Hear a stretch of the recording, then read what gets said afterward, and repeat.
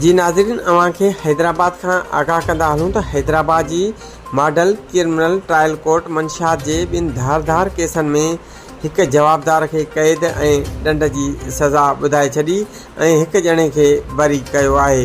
First additional district and session जज तस्वर अली राजपूत जी अदालत जवाबदार महरोज़ अली यूसुफ़ज़ई खे 3 साल क़ैद सां गॾु 3 लाख रुपया ॾंड बि अदा करण जो हुकुम ॾिनो। अदालती फ़ैसिले मूजिबि जवाबदार ॾंड जी रक़म अदा न करण जी सूरत में वधीक 6 महीना क़ैद काटींदो।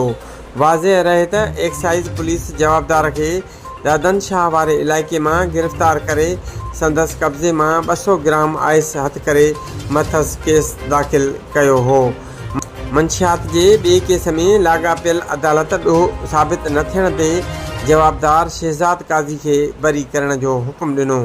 वाज़े रहे त कासमाबाद पुलिस जवाबदार खे गिरफ़्तार करे संदसि कब्ज़े मां 1020 ग्राम चर्स हथ करण जी दावा कई हुई।